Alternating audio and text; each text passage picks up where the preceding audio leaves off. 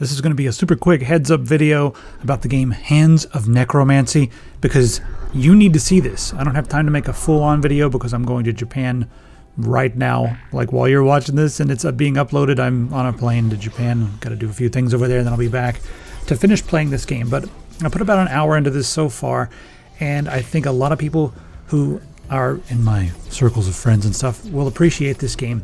It's kind of like Hexen, but if Hexen were good.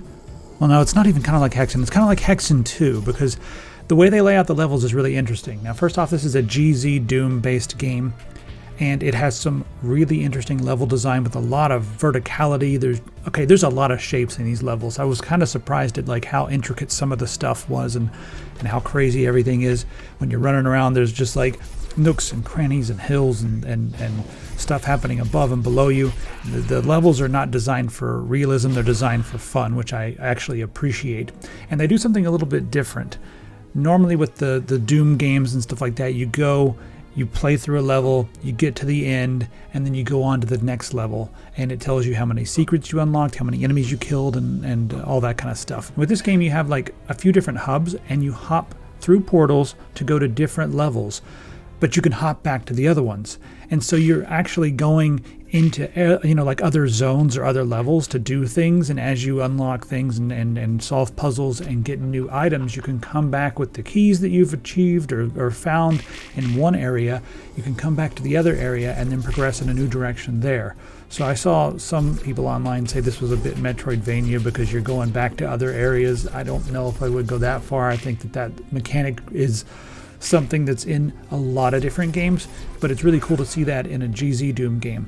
So it's more like Hexen 2 as far as like the design of the levels and stuff go. Of course, it doesn't look like Hexen 2 because it's on the GZDoom and not on the Quake engine. But as far as the gameplay goes, it's something all to itself. It's not as frustrating as Hexen. I don't like Hexen.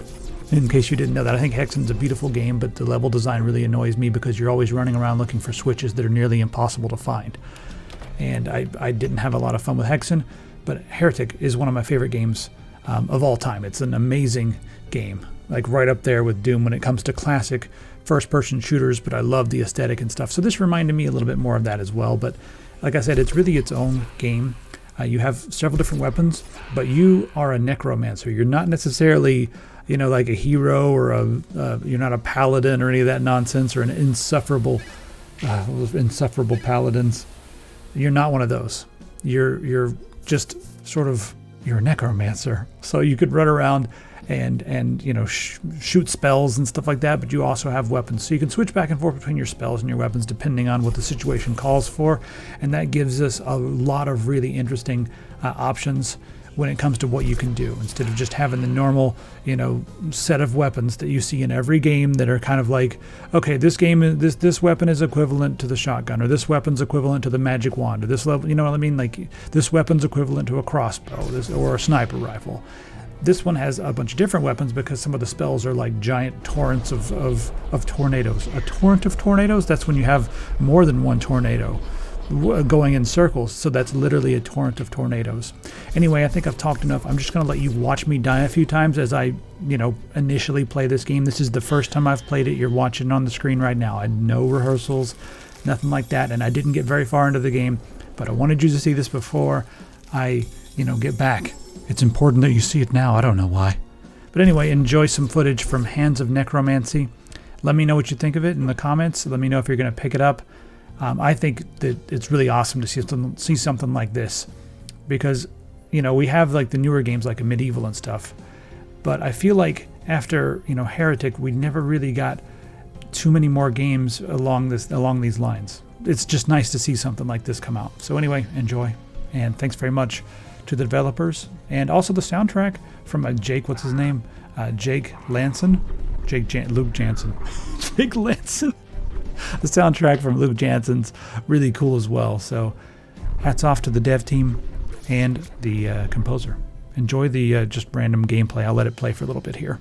And then, don't make too much fun of me for my first playthrough. I'm still learning.